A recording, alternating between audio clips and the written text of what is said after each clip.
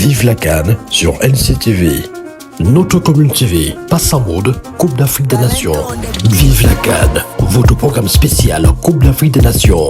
L'affiche du jour, l'analyse d'avant-match, l'historique des confrontations, le 11 entrant, les pronostics. Vive la CAN. Vive la CAN, c'est également le débrief des rencontres de la veille. Vive la CAN, votre programme spécial Coupe d'Afrique des Nations Maroc 2025 à retrouver sur les plateformes YouTube et Facebook de NCTV. Vive la CAN, en compagnie de nos experts, on analyse et décrypte des matchs de la CAN 2025 pour vous.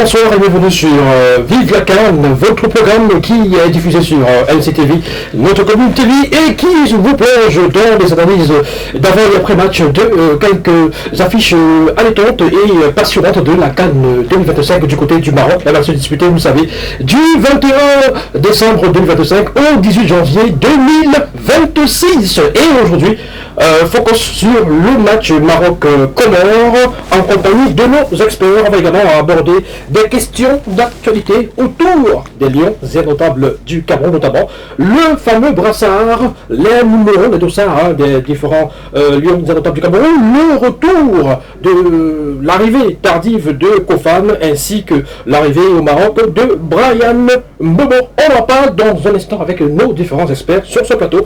À ma gauche, je commence par ma gauche, il s'appelle Magloire Nkué, analyste des questions de sport et réputé pour notamment la clarté, la pertinence de ses analyses sur les plateaux de télévision.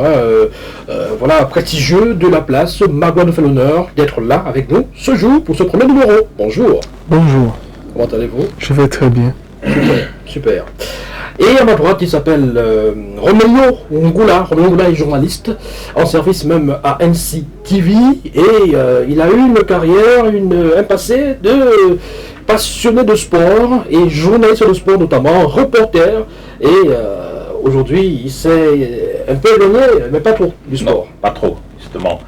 Bonjour Renaud et bonjour à tous les spectateurs. Bonjour au co-panéliste Q. Oui. Voilà. Je pense qu'on sera à la hauteur des attentes de nos millions de téléspectateurs pour cette première. Et vive la CAN.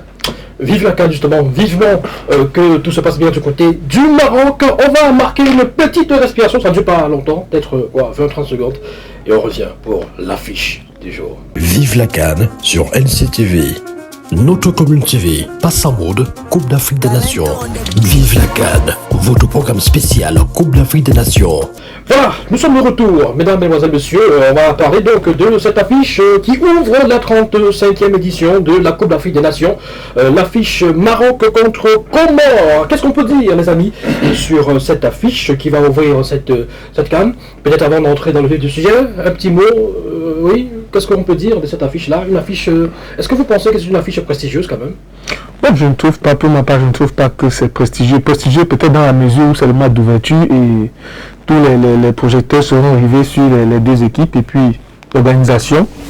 Le Maroc nous a déjà habitués à de très belles choses en termes d'organisation, même si on va dire que peut-être sur le plan social c'est un peu difficile là-bas. Mais affiche prestigieuse, oui, parce que c'est un match d'ouverture, mais sur le plan technique, je dirais que c'est quand même déséquilibré comme affiche.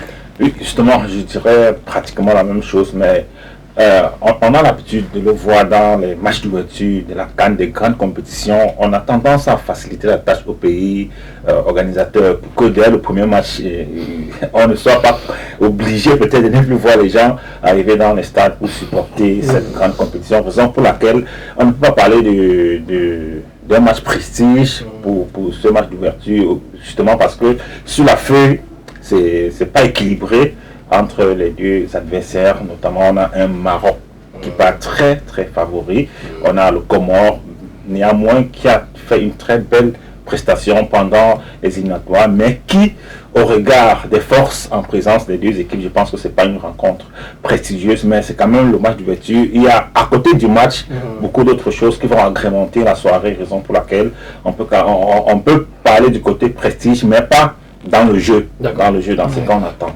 On aura l'occasion d'entrer de plein pied dans les analyses justement des différentes forces en présence avec de différents arguments, mais permettez qu'on puisse justement s'intéresser à l'historique des confrontations et même à la présentation des différentes équipes. Commençons par le Maroc, puisque c'est le favori parmi ces deux équipes.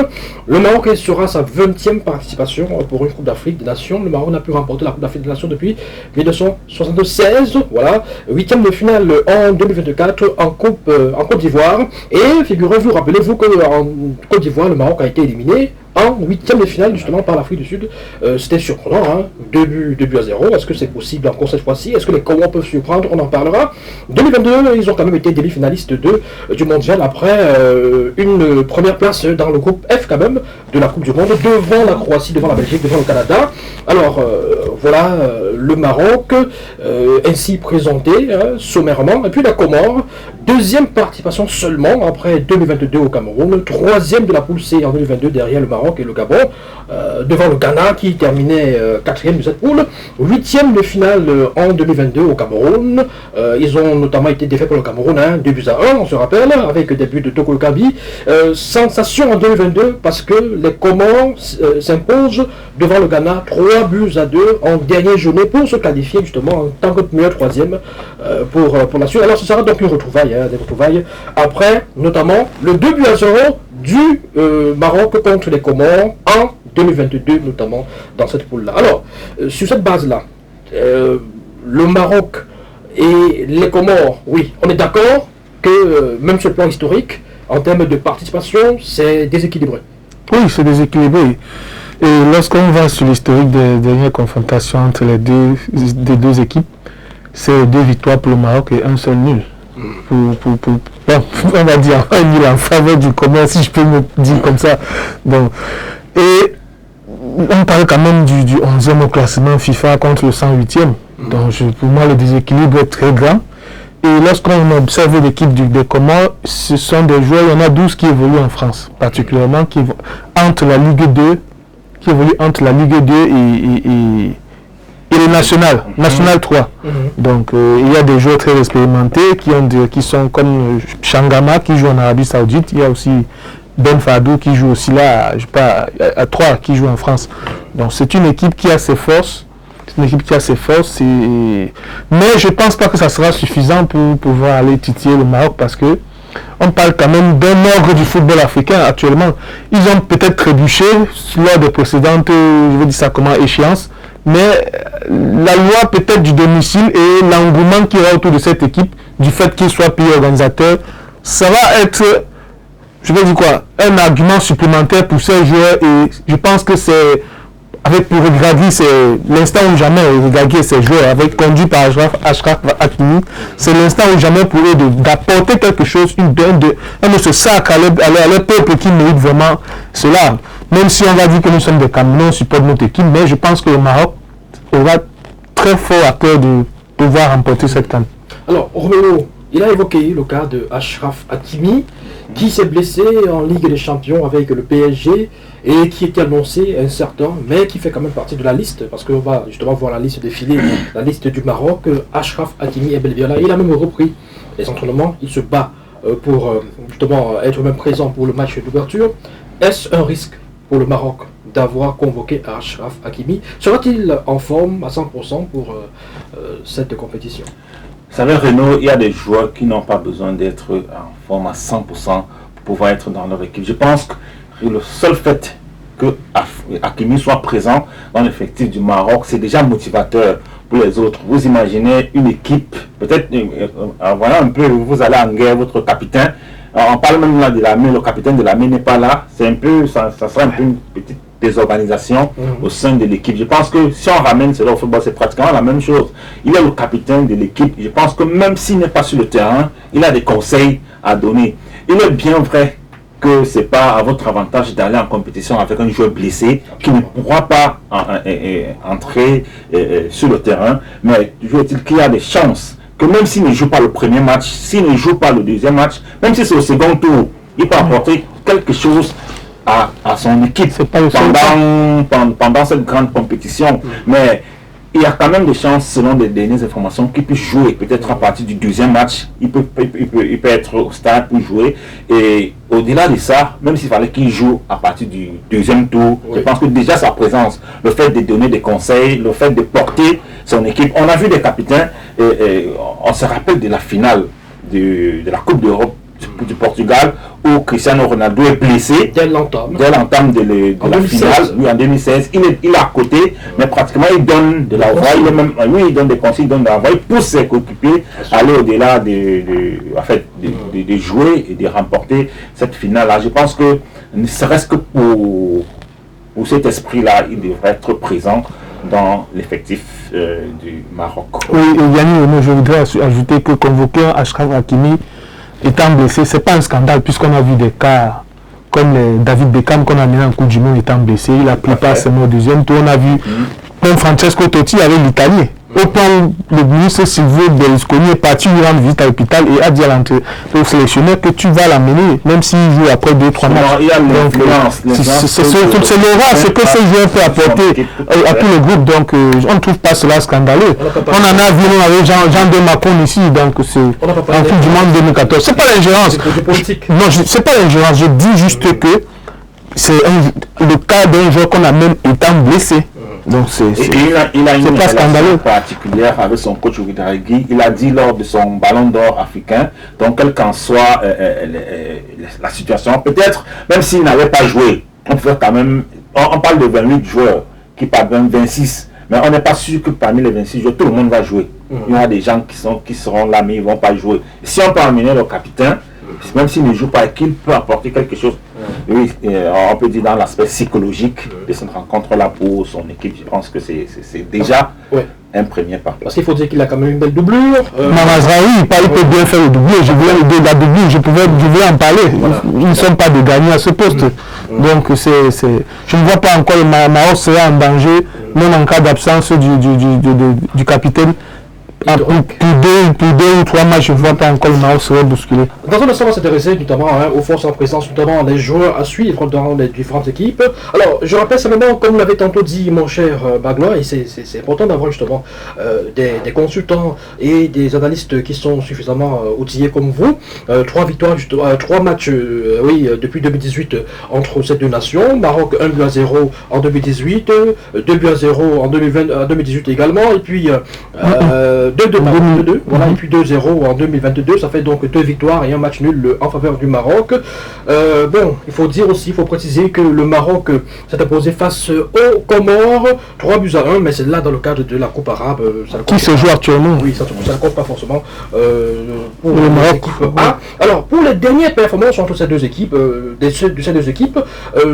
Maroc sur ses 5 dernières sorties, les équipes A, le Maroc c'est 5 victoires, 4-0 contre l'Ouganda, 1-0 contre le Mozambique, 1-0 contre le Congo, 5-0 contre le Niger, et puis 1-0 contre le Bénin. Ça fait 5 victoires, 0 but encaissé, 12 buts marqués. Alors, et puis sur l'ensemble, il faut dire, des qualifs pour la Coupe d'Afrique des Nations 2025, c'est 26 buts marqués, seulement 2 buts encaissés, une différence de plus 24. Le record du Maroc fait parler à travers le monde, 18 victoires consécutives, mon cher Roméo Goula, c'est historique. C'est historique et justement le Maroc depuis 2022 nous impressionne avec leur participation à la Coupe du Monde. Il est bien vrai, il y a eu le faux pas à la CAN en Côte d'Ivoire, mais ça arrive parce que on voit une rencontre, par exemple, tout peut se décider par une action, un fait de jeu. Oui, justement ça compromet toute une préparation, tout un match, un carton rouge qui peut arriver dès la première minute, tout ça peut changer carrément le destin d'une rencontre. Je pense qu'on peut mettre l'élimination du Maroc lors de la CAN en Côte d'Ivoire dans ces faits-là, mais quand on regardait l'équipe qui s'était préparée pour cette CAN, ils partaient favoris, et c'est la même chose pour la CAN qu'ils organisent au pays. On a vu, par exemple, en Côte d'Ivoire, une Côte d'Ivoire qui au départ était favori, mais qui a montré un autre visage au premier tour. Mais dès que vous entamez la phase éliminatoire, c'est plus la même chose. C'est plus la même chose. Donc, le plus difficile pour le Maroc sera déjà de sortir de la phase de poule. Quand vous sortez de la phase de poule et quand on arrive à la phase des éliminatoires directes, comme les huitièmes de finale, les quarts de finale. En ce moment, vous avez non seulement vos forces qu'on connaît, on regarde les Marocains jouer, on a les gars qui jouent au Real de Madrid, au Paris Saint-Germain, donc c'est quand même des joueurs assez capés qui seront au sein de l'équipe du Maroc. Je pense que pour moi, c'est mon favori numéro 1, en plus d'être une équipe qui brille en ce moment. Il joue à domicile. On ne doit pas oublier l'apport du 12e joueur du pays organisateur qui sera donc au profit du Maroc pendant cette compétition-là. Je pense que le Maroc a quand même les cartes en main. Si en cas d'échec, ça sera véritablement la faute de l'équipe. Donc je pense que même au niveau de l'administration, tout a été mis en place pour que le Maroc arrive à décrocher ce trophée au terme de cette compétition. Oui, alors maintenant je vous relance avec les Comores. Les Comores, sur leur performance sur les 5 derniers matchs, les Comores c'est quand même, on va dire quoi, c'est 3 victoires et 2 défaites, avec notamment une large victoire contre la Namibie, 4-0, que nous n'avons pas pu battre lors de la dernière confrontation, nous les Lions en Otap. Une victoire aussi face à la Namibie en amical. C'est 2 victoires. Ça fait 2 victoires justement, 4-0 et 1-0. Mais une défaite contre le Ghana, 1-0 lors des éliminatoires pour la Coupe du Monde. Une défaite également contre Madagascar, 2-1 pour les qualifs de mondial. Et puis une victoire contre la RCA, 2-0. Ça fait 3 victoires, 2 défaites, 8 buts marqués, seulement 3 buts encaissés. Et ce qui est quand même curieux, c'est que les Comores ont terminé en tête du groupe A lors des éliminatoires pour la CAN 2025 devant la Tunisie, devant la Gambie, devant Madagascar avec seulement 3 buts encaissés et 7 buts marqués. Alors, la question centrale pour cette thématique, est-ce que les Comores peuvent surprendre le Maroc? Honnêtement, je dirais non. Les Comores se débrouillent très bien face à des équipes d'un niveau, je dirais, relativement un peu bas. C'est pas pour enlever du crédit à ces équipes. Mais la Tunisie. Oui, on parle de la victoire contre la RCA, on parle de la victoire contre la Namibie. Mais Madagascar qui a déjà pris l'habitude de la CAN, ils n'ont pas pu battre Madagascar. Donc quand je parle ici, ils sont sortis. La Tunisie, on sait tous que la Tunisie est un peu en panne ces dernières années-ci, sur le plan du football. Là, reconnaissons-le. C'est une équipe qui est encore en train de se refaire, qui est en train de se remodeler. Mais je n'enlève pas du panache à ce que font les Comores actuellement, mais le Maroc est une équipe d'un autre niveau et je pense que ça sera difficile pour eux. Les Comores peuvent, je vais dire ça comment, tenir la dragée haute face à d'autres équipes, mais pour moi, à mon avis, le Maroc est une équipe un cran au-dessus. Oui, alors, Roméo, le coach des Comores est peut-être le danger numéro 1 de cette équipe-là, Stefano Cousin, voilà, l'italien, le coach des Comores. Il a un background quand même assez intéressant, et puis il a un style de jeu qu'il impulse à cette équipe des Comores. Surtout défensif. Et il a une équipe très défensive, parce qu'on a pu voir justement que lors des qualifs, 3 buts seulement encaissés sur 6 matchs, contre la Tunisie, contre la Gambie, contre d'autres grosses nations, voilà. Et 7 buts marqués quand même. Il privilégie l'aspect défensif de son équipe, mais tout en permettant justement à l'équipe de marquer des buts. Oui, il faut dire que aujourd'hui, le football est devenu tellement moderne, Renaud, et scientifique, il faut le dire ainsi. Donc chaque coach prépare son match selon l'adversaire. Et je pense que le coach des Comores, Stefano, va certainement avoir des vidéos des différentes rencontres du Maroc. Et je pense que la meilleure stratégie pour lui serait peut-être de mettre, comme on le dit souvent, le bus derrière pour pouvoir procéder par les contre-attaques. Parce que face au Maroc, on est sûr que les poulains du coach Ouedraogo vont tenir le ballon. Ça, c'est ce qui est sûr, ils vont tenir le ballon. Et du côté du Comores, je pense que la stratégie sera peut-être de reculer, de jouer un peu bas et pouvoir procéder par des contre-attaques. Et je voulais également évoquer l'un des joueurs de cette équipe qui peut peut-être surprendre. Parce que quand on parle d'une équipe qui peut donc procéder ainsi, il faut avoir peut-être des hommes sur qui on peut compter pour pouvoir, en fait, contraindre l'adversaire peut-être à une défaite. Je voulais parler notamment de Rakifi Saïd, qui est donc leur attaquant qui joue du côté du Standard de Liège en Belgique. Il faut dire que pour cette saison, en 17 matchs, il a déjà inscrit 3 buts. C'était d'ailleurs lui le meilleur buteur de cette équipe-là lors des éliminatoires de la Coupe d'Afrique 2022. Et lors de la saison dernière, il jouait encore en élite. En Ligue 2 en France, je pense que c'était à Troyes, voilà, il a inscrit 5 buts durant tout ça. Il faut dire que c'est pas beaucoup pour un attaquant, mais néanmoins... Pour une grande star, on va dire voilà, comme ça, mais néanmoins, il fait quand même tout à fait, il est efficace. Et c'est un attaquant sur qui le coach peut compter s'il adopte cette stratégie-là pour pouvoir surprendre l'équipe du Maroc. Parce que je ne pense que ce n'est que par là que le coach ou l'équipe peut espérer avoir quelque chose face à cette équipe. Pourquoi pas même décrocher uniquement un point lors de ce match d'ouverture. Je pense que ça sera la meilleure stratégie pour cette équipe-là et son coach Stéphano. Alors, Bagloire, les Comores évoluent régulièrement avec le nouveau coach Stéphano Kosil.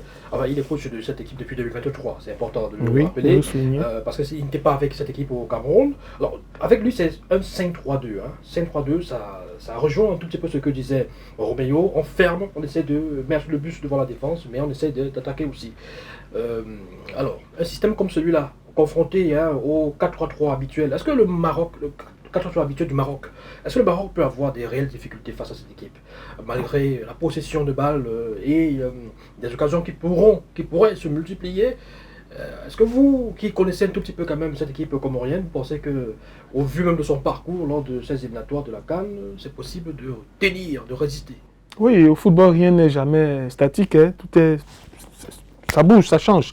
Je voulais par là dire que, vous savez, les équipes comme celle des Comores, elles vont évoluer en bloc bas. Pourquoi? Parce que leur seule manière d'être dangereux face à une équipe comme le Maroc, c'est de miser sur les balles arrêtées qui peuvent être des coups francs ou des corners, ou alors de miser sur des longs ballons. Du genre, peut-être, l'équipe récupère un ballon haut, un ballon assez en bas de défense, et l'attaquant lance un sprint, on lui envoie la balle en profondeur et puis il essaye d'aller faire la différence. Quand une équipe joue comme ça, là, ils peuvent créer le danger au Maroc, face au Maroc de cette manière-là. Sinon, je ne vois pas comment ils pourront jouer. Dans le jeu, déjà, ils ne peuvent pas avoir la possession. Soyons clairs là-dessus. Les Comores ne peuvent pas avoir la possession de balle face au Maroc. Ce ne sont que sur les contre-attaques et sur les balles arrêtées. J'ai parlé des coups francs, j'ai parlé des corners. Ou je vais dire ça comment? Une tête, ça peut être un ballon, deuxième ballon qui revient et puis ça fait but. Donc, ils ont leur chance. Ils ont leur chance. Ils peuvent décrocher un point, ça c'est clair. Le football n'est pas quelque chose de... Sinon, on n'aurait jamais gagné l'Argentine un jour en 90. Ni l'Arabie Saoudite n'aurait jamais gagné l'Argentine. Donc, c'est autant de choses qu'on peut...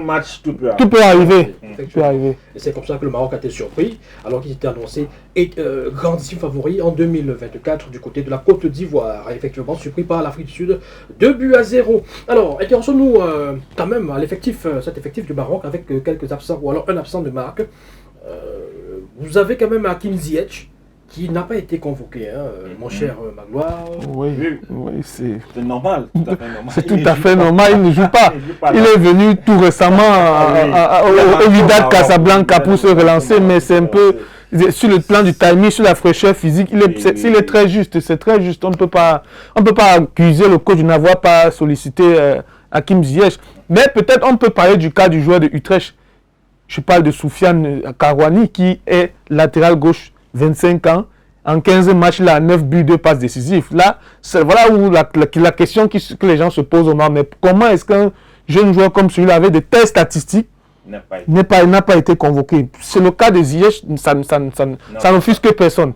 Donc quand même, on ne peut pas en vouloir à Draghi pour cela. Oui, il faut dire que le Maroc, justement, a convoqué 26 joueurs avec de réservistes. Voilà, et je ne vois pas non plus Sofiane Boufal, qui avait été aussi extraordinaire pendant la Coupe du Monde. Et voilà. Donc les listes ne font jamais l'unanimité. Je ne vois pas Eze Abdé aussi, de l'équipe de Séville. Alors, mon cher Roméo, si on vous demandait justement quelle équipe quel 11 entrant comme ça? Ou alors les joueurs sur lesquels il faut miser?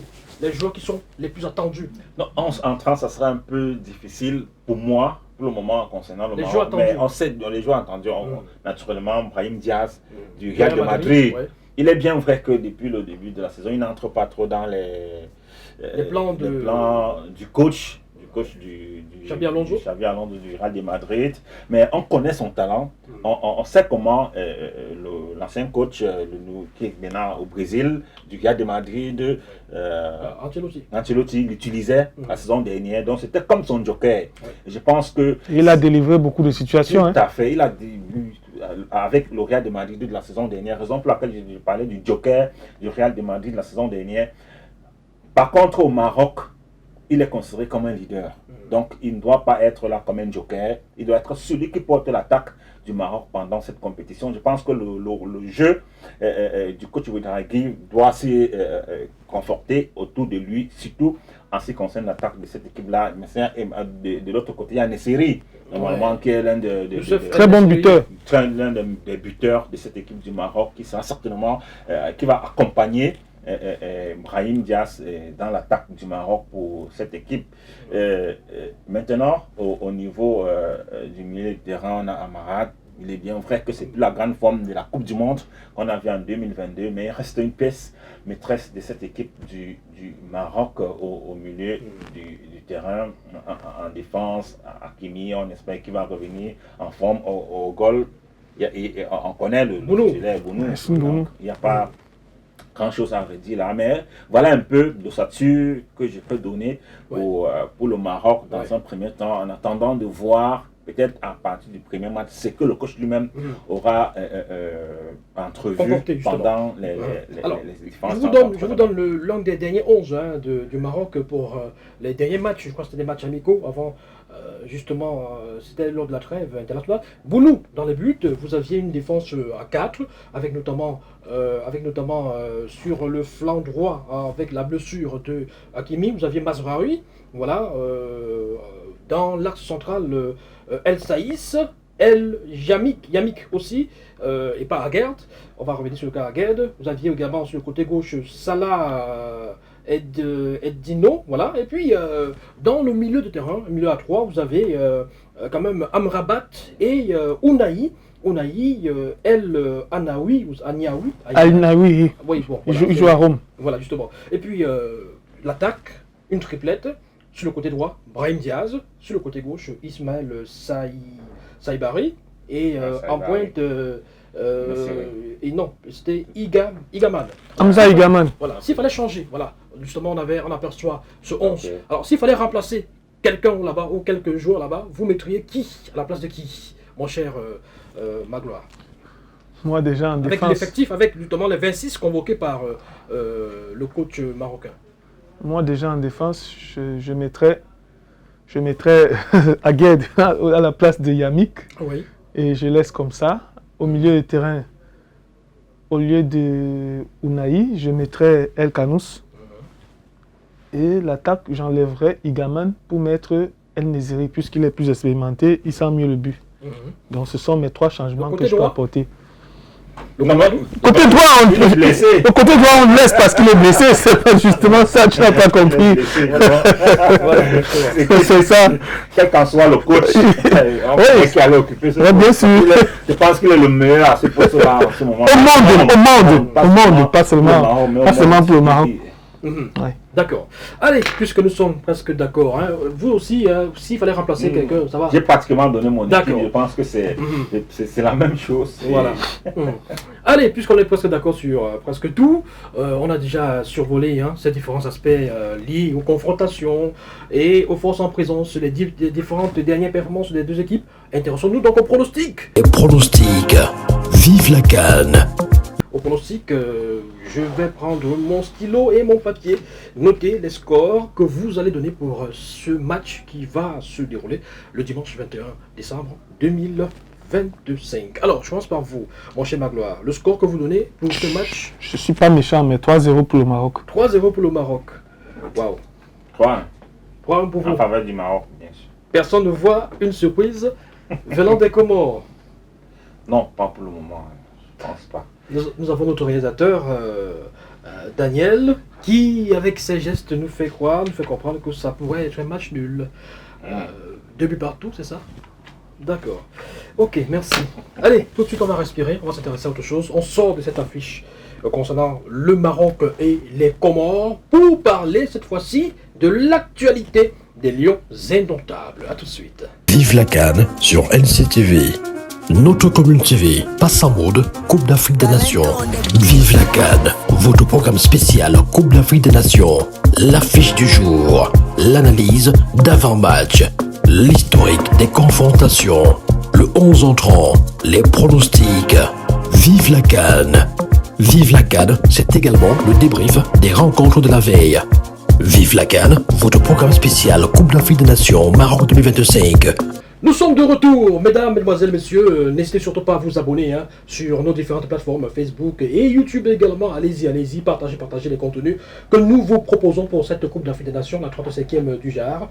Et on parlait de l'affiche entre le Maroc et les Comores. Tout de suite, on s'intéresse à l'actualité autour des Lions indomptables du Cameroun. Alors, mon cher Magloire, on a vu notamment circuler sur la toile et puis on a vu également les sorties de la Fédération camerounaise de football par rapport au Capitana des Lions indomptables du Cameroun. Et on a une liste de 3 joueurs qui pourraient être, ou alors qui sont désignés capitaine. On n'a pas encore donné peut-être la hiérarchie véritablement. Bassogog, il y a également le gardien Davis Epassi et bien sûr Nuhu Tolo, le latéral gauche de Seattle Sounders. Qui, pour vous, mérite d'être capitaine des Lions indomptables? Bon, si tu me poses la question, pour ma part, je pense que nous te le ferait bien l'affaire. Pour son caractère hargneux, pour sa façon de jouer, sa façon de défendre. Et c'est un joueur qui ne lâche rien. On peut lui reprocher peut-être de ne pas faire assez de centres, de ne pas faire assez de centres au cours d'un match. Chose que moi-même je lui reproche. Pour un latéral, ses centres, parfois c'est un peu pauvre dans le match, mais pour le caractère, pour ce qu'il dégage comme énergie, pour l'aura qu'il a, je pense que pour moi, nous te le ferait bien un capitaine, puisque lorsque les derniers matchs qu'on a disputés, à l'axe central, je l'ai vu former une paire bien complémentaire avec Gadé. Donc ensuite avec l'autre, oui, je pense qu'à Seto, oui. Donc c'est un joueur pour moi qui est assez modulable, qui s'adapte bien. Et c'est pas un garçon, je veux dire ça comment, qui peut-être se prend la tête. Je le verrais bien en rôle de capitaine. Je n'ai rien contre Bassogog, mais je ne suis pas sûr que peut-être Bassogog sera tout le temps titulaire. Et pour moi, Davis Epassi, c'est un gardien qui a son talent, mais le gardien ne va pas toujours quitter de l'arrière pour aller discuter ou bien certaines décisions avec l'arbitre. Donc je pense que... pas favorable à des capitaines pour les gardiens. Oui, et il faut savoir d'abord le caractère de l'homme.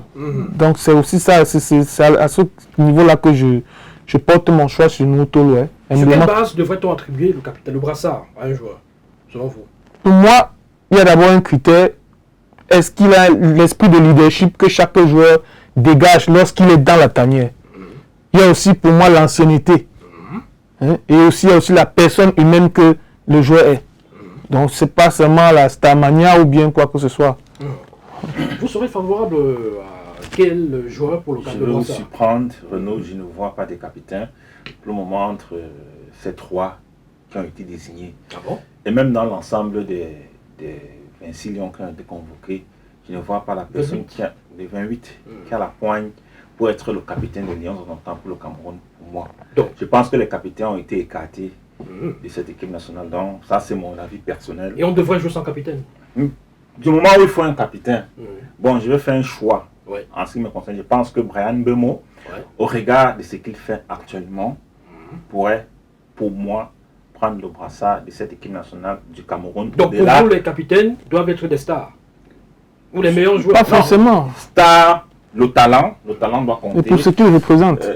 L'ancienneté, Mbeumo quand même là depuis pas mal de temps, et il a prouvé à chaque fois qu'il arrive à l'équipe nationale qu'il peut apporter quelque chose. Il est bien vrai, on attend encore beaucoup de lui, mais il peut apporter quelque chose. Et parfois le prestige du club, de votre club, impose impose-lui, n'impose pas que le capitaine, impose le respect, même vis-à-vis de vos coéquipiers, impose le respect. Le club dont vous jouez impose le respect vis-à-vis de vos coéquipiers. Il y a tout cela, il y a le talent, il y a le club, il y a peut-être votre façon de parler, comme l'a dit Magloire tout à l'heure, le leadership et tout. Mais pour le moment, en ce qui concerne les 3 lions indomptables qui ont été désignés, que ce soit nous, Tolo, et pas si nous, Tolo encore. Je peux accepter au regard de l'ancienneté, ça Agne. Donc c'est un joueur qui a le fighting spirit. Tout à fait. Comme on aime le dire. Donc pour moi, au moins, il coche quelques cases pour être le capitaine des Lions indomptables du Cameroun. Et pas si, là, je ne comprends rien. Totalement en ce qui me concerne, je ne comprends pas pourquoi on doit choisir et pas si. Il n'a jamais pratiquement été titulaire dans les Lions indomptables du Cameroun. Peut-être qu'il a joué 2 matchs de la Coupe du Monde parce que on avait écarté André Onana, mais il n'était pas titulaire de l'équipe nationale du Cameroun. D'ailleurs, il a rarement été appelé, il n'a pas tout à fait été appelé par Marbrice. Tout à fait, justement. Maintenant, de l'autre côté, il y a Bassogor. Je n'ai pas encore apporté un peu de crédit à Bassogor au regard déjà de son palmarès dans les Lions indomptables du Cameroun, notamment à partir de la Coupe du Monde 2017, où il a quand même été le meilleur joueur de cette CAN. Oui, de la Coupe d'Afrique 2017, tout à fait. Avec cette 3 buts. Donc, au moins, Bassogor et nous, Tolo, répondent à des joueurs qui peuvent porter le brassard au sein de l'équipe nationale des Lions indomptables du Cameroun, et pas si moi je le mets totalement à côté. Yannick, mais néanmoins, pour moi, personnellement, on devrait intégrer Brian Bemo dans ce trio. Yannick, j'aurais dans une certaine mesure partagé l'avis de mon brillant copanéliste, mais j'ai porté mon choix en fonction de la shortlist qui a été donnée. Donc c'est sur cela que moi, c'est sur cette base que moi j'ai porté mon choix, au regard de la shortlist qui a été communiquée. Mais est-ce que au-delà de la shortlist, dans les... Au-delà de la shortlist, pour moi, Mbemo aurait fait l'affaire, naturellement. Juste pour la Starmania. Pas pour la Starmania. C'est un joueur qui est régulier, qui est pas... qui même...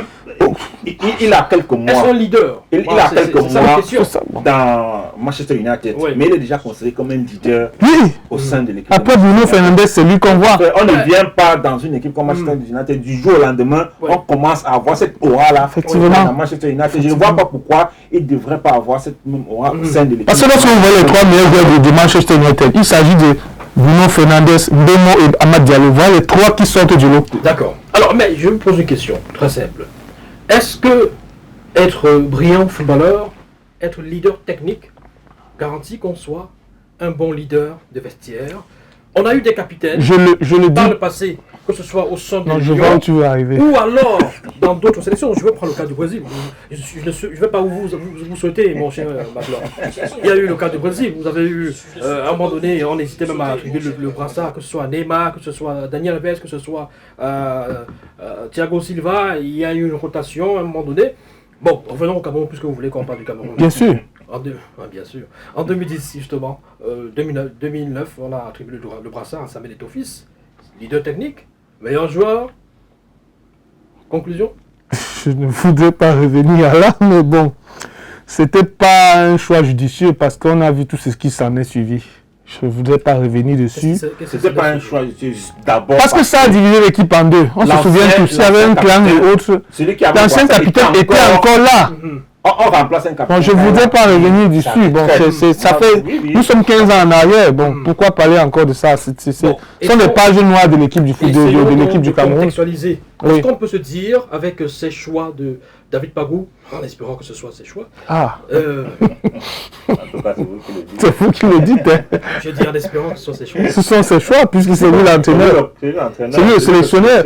Excusez-moi, mais je suis impartial sur ce plateau. Oui. Voilà, donc, en espérant que ce soit ses choix. Donc, David Pagou, est-ce qu'on est en train de tourner la page d'Aboubacar Vincent, André Onana, véritablement, Zamboanguissa, parce qu'on sait que voilà les 3 capitaines de la hiérarchie. Bon. Pour le cas de Zambo, il se dit qu'il est blessé. Oui, il est blessé. Bon. Puisqu'il s'est blessé lors de la dernière... le dérassemblement des... Mais je trouve, moi, personnellement, je trouve que si leur page a été tournée de cette manière, je trouve cela indécent. Je trouve cela indécent. Lorsqu'il y a des joueurs qui sont d'une ancienneté aussi et d'une telle fidélité à l'équipe nationale, il n'est pas normal qu'on les écarte de cette manière. on devrait leur offrir une certaine porte de sortie de façon honorable, de façon pour qu'il n'y ait pas des remous, pour qu'on puisse vraiment dire qu'il y a union sacrée. Si on dit qu'il faut l'union sacrée, on ne peut pas écarter certains leaders parce qu'il y a eu des... On doit balayer certaines choses du revers de la main. Je vais prendre une parole de Raymond Domenech, qui avait dit une chose. Je n'aime pas Patrice Evra, mais tellement il est bon avec Manchester que je suis obligé de le convoquer. Ah oui. Domenech l'avait dit. Vous comprenez un peu? Donc il laisse le côté humain, mais il reste sur l'aspect sportif de ce que le joueur peut apporter à l'équipe de France.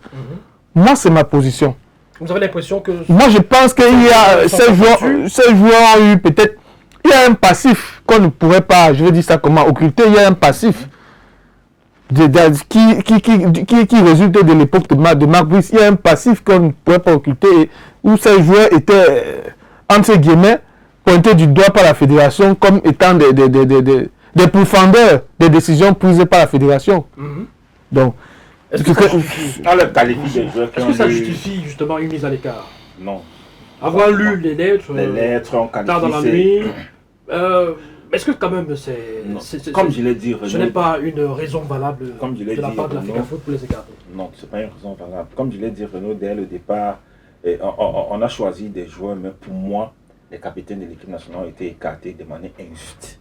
Injuste dans cette équipe nationale-là.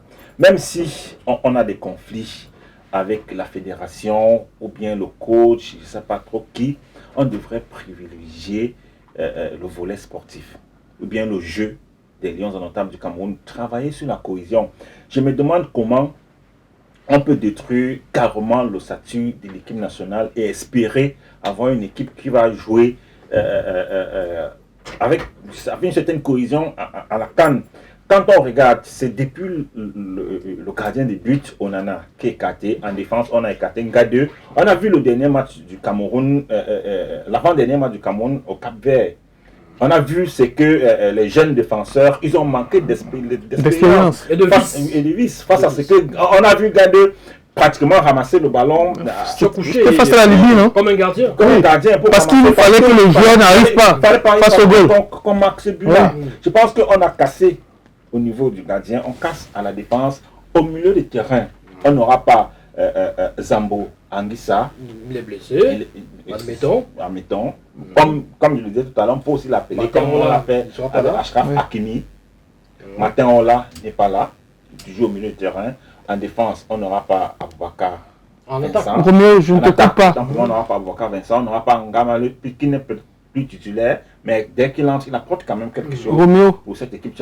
Pour moi, oui, D'accord. je pense qu'on a cassé le statut de l'équipe nationale. Il sera donc difficile. Et pratiquement, on parle des capitaines, donc des gens qui pouvaient aisément porter le brassard sans contestation dans l'équipe nationale du Cameroun. Je me demande évidemment comment les Lions vont jouer avec une certaine cohésion. Magloire pour sortir. oui, je voulais ajouter que on a tant parlé de d'aucuns on dit Aboubakar est vieux.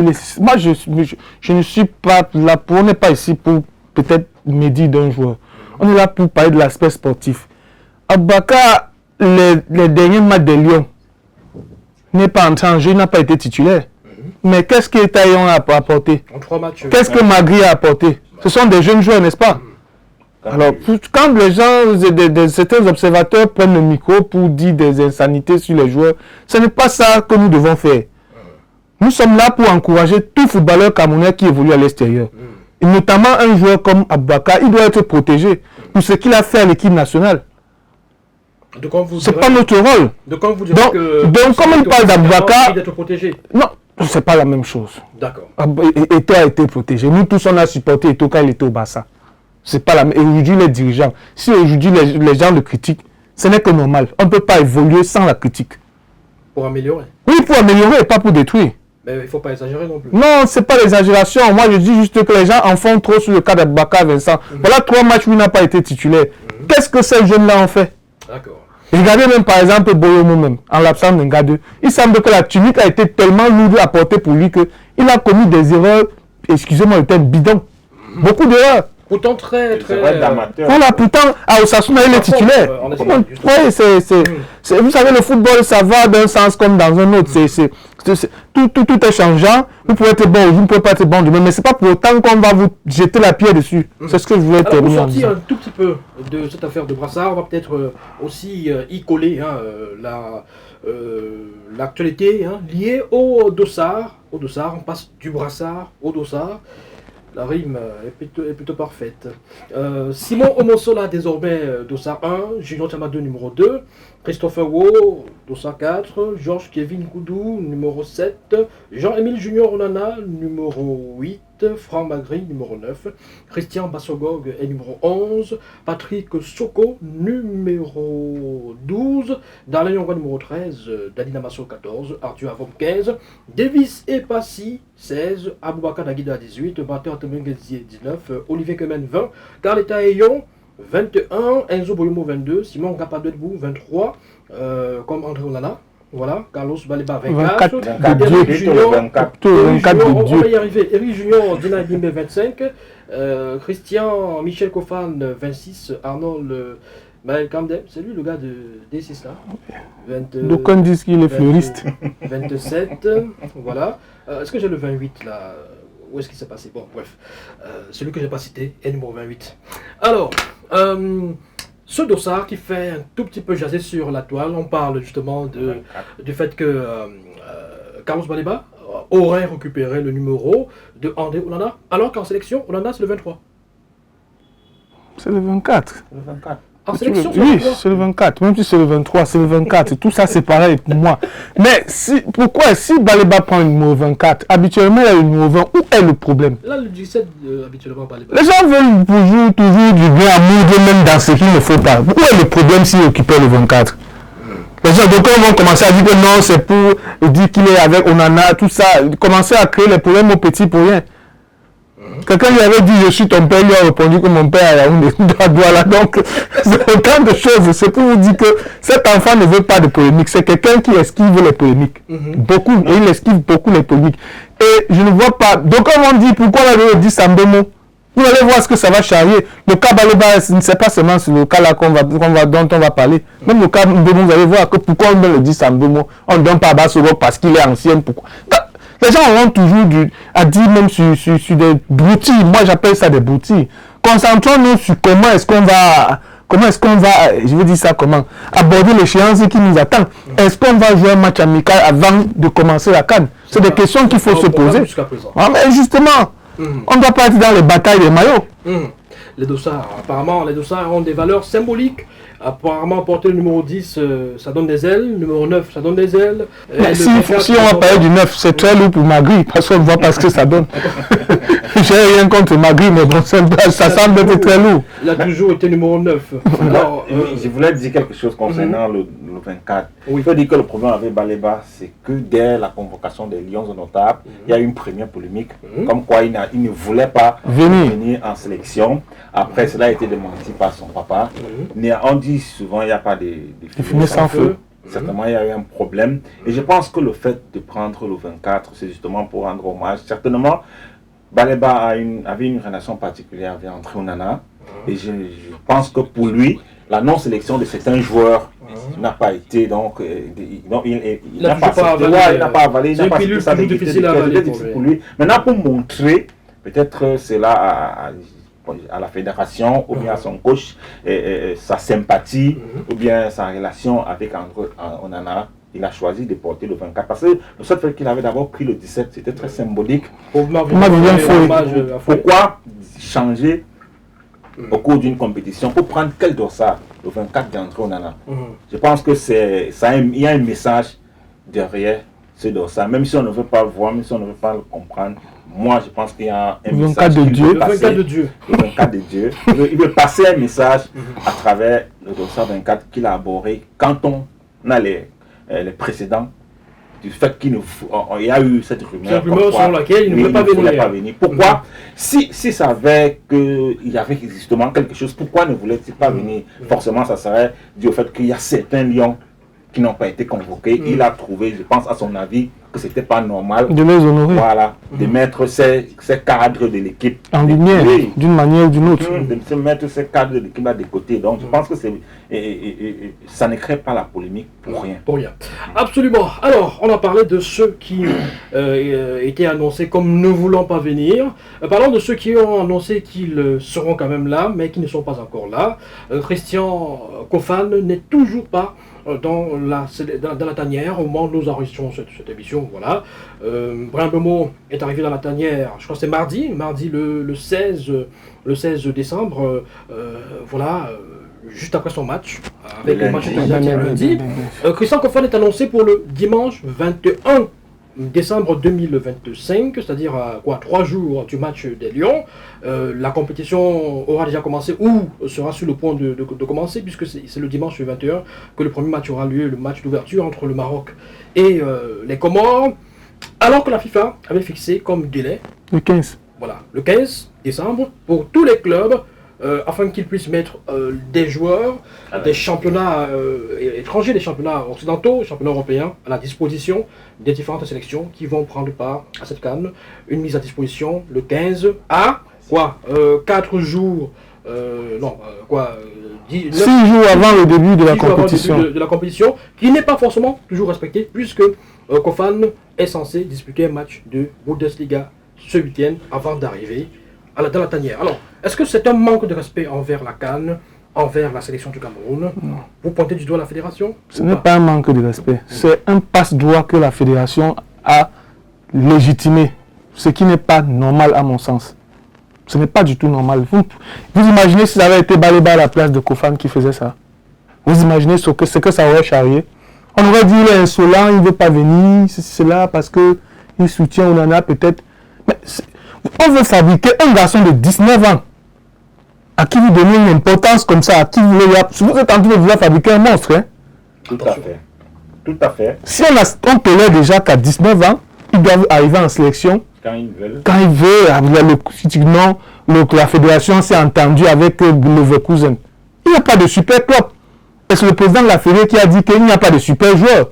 Si Manchester peut libérer Bryan Mbeumo, combien de fois Kofan à Leverkusen? Il n'est même pas titulaire. Est-ce que les contextes... Il n'est pas titulaire tous les jours. Il n'est pas titulaire tous les jours. Est-ce que les contextes sont les mêmes? Non, c'est... Est-ce que les clubs, pour essayer de vous relancer, mon cher Mablin, est-ce que les clubs n'ont pas aussi des raisons de retenir leurs joueurs? C'est le club qui paye. Mbeumo est arrivé. Ces joueurs sont importants pour ces clubs. Leurs absences peuvent également causer des préjudices en termes de résultats. Mais tu viens de lire le communiqué de la FIFA, non?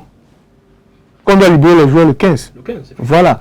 Mbeumo a joué avec Manchester United lundi, ils ont fait 4-4 contre Bournemouth. Absolument. Directement, il a pris l'avion. Ce qui est tout à fait compréhensible. Mais C'est compréhensible. Justement, il est arrivé le lendemain. Mais vous ne pouvez pas me dire un joueur qui doit encore jouer, qui va... Est-ce qu'il sera prêt? C'est un match décisif. Est-ce qu'on est sûr que le Cameroun va même traverser le premier tour? Non, on l'espère quand même. Pour vous relancer. Pour qu'il puisse jouer, pour qu'il puisse s'intégrer, il va s'entraîner combien de fois avec ses coéquipiers? Magloire, pour vous relancer, le cas André Onana aussi, il était arrivé et en plus en jet privé du côté de la Côte d'Ivoire. À quelques heures du match, il n'a même pas pu jouer le premier parce match. qu'il avait joué la veille avec United. C'est possible avec André Onana et pas possible avec Kofan? Non, vous savez, Onana était un joueur déjà confirmé. Même Samuel Eto'o a eu ce cas en 2003. Samuel Eto'o était un joueur déjà confirmé. Il faut qu'on dise les choses clairement. On parle d'un garçon qui est encore dans l'œuf, qui essaye de se... Il n'a même jamais joué pour l'équipe nationale. Il n'a jamais joué à l'équipe nationale. C'est quand même... C'est ça le problème. On ne doit pas faire avec lui comme si il s'agissait de Lamine Yamal ou bien de Mbappé. C'est pas Mbappé, c'est pas Lamine Yamal. Il pourra quand même le faire. S'il devient grand, on ne doit pas autoriser ça à un joueur qui est encore dans l'œuf. D'accord. Pour moi, il est encore dans l'œuf. Roméo, est-ce que vous êtes également scandalisé par cette attitude? Est-ce que vous pensez que c'est des choses que nos fédérations, finalement africaines, permettent à ces clubs européens et le souvenir de Issa Hayatou ne cesse de nous hanter? Est-ce que ça aurait été possible avec lui ou pas? Vous avez tout à l'heure parlé de manque de respect. Moi, je pense que cela, c'est ça. C'est un manque de respect pour l'équipe nationale du Cameroun, pour la compétition qui est la CAN. Et ce qui est encore plus scandaleux, c'est, comme le disait Magloire, c'est que c'est un jeune joueur qui n'a même pas encore fait ses preuves. On a beaucoup vanté Itaïon, qui joue à Villarreal, qui par la suite était à l'Evente et qui marquait beaucoup de buts. Il est arrivé à l'équipe nationale, il a joué 3 matchs, il n'a inscrit aucun but, il a vendangé toutes les occasions de but. Et il faut dire qu'il est bloqué à 6 buts en championnat. Oui, il a vendangé toutes les occasions.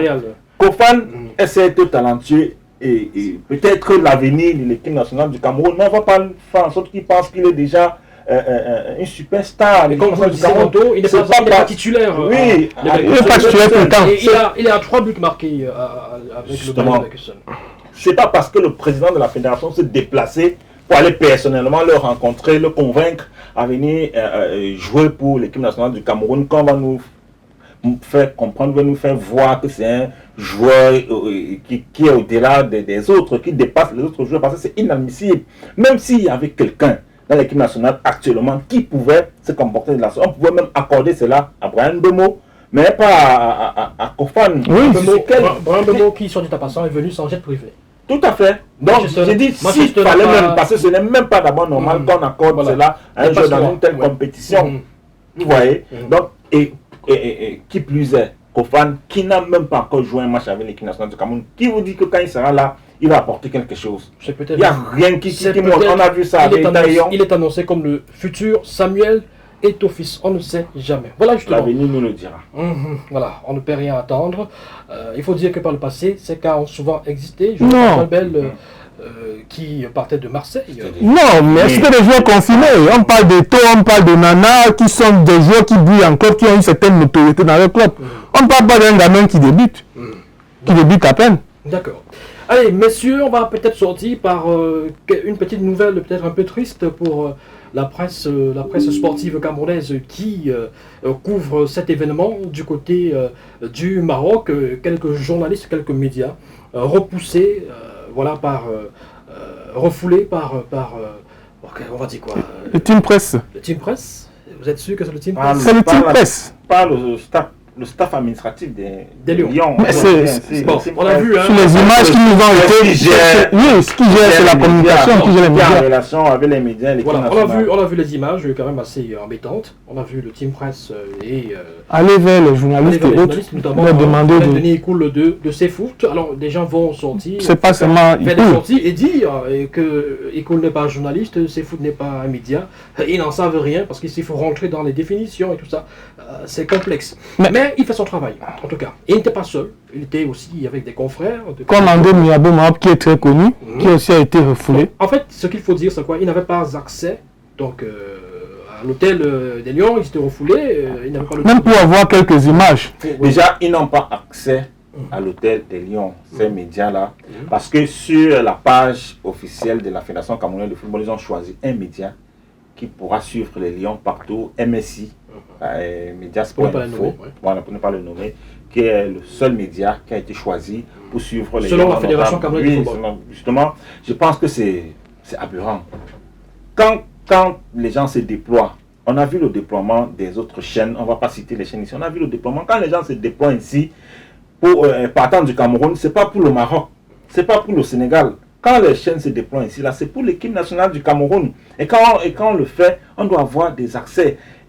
Il y a des choses qui sont... importe les lignes éditoriales. Tout à fait, il y a des choses qui sont d'ailleurs prévues par les textes et tout. On sait qu'il y a 15 premières minutes où les médias sont... des entraînements où les médias sont appelés à filmer. Les médias peuvent suivre l'équipe quand vous entrez dans le bus, quand vous sortez dans le bus. Avoir les interviews. Avoir les interviews, oui, des impressions et tout. Et surtout quand vous êtes accrédité. Quand vous avez et ils le sont. Tout à fait. Et tous ces médias-là sont accrédités. Ils sont pas en aventure. Votre badge d'accréditation, vous avez accès même à l'hôtel des joueurs. Vous n'allez pas aller peut-être dans la chambre, mais vous pouvez circuler. Si vous rencontrez un joueur à l'extérieur, vous pouvez prendre son avis, vous pouvez prendre son interview. Si c'est le coach, même chose. Dès que vous avez votre accréditation, tout ça là est autorisé. Je ne comprends pas comment, au niveau du Cameroun, et les choses n'ont pas déjà été faites à la base, comme dans d'autres pays. On n'a pas eu une cérémonie de revoir officielle entre l'équipe et les autres. Où les médias avaient la possibilité de couvrir et de voir tout. Quand on arrive, on ne sait pas dans quel état d'esprit ils sont. On ne permet pas aux médias d'avoir des images. Ça n'augure pas un climat de sérénité. Parce que si on parle de sérénité, on doit mettre tout le monde.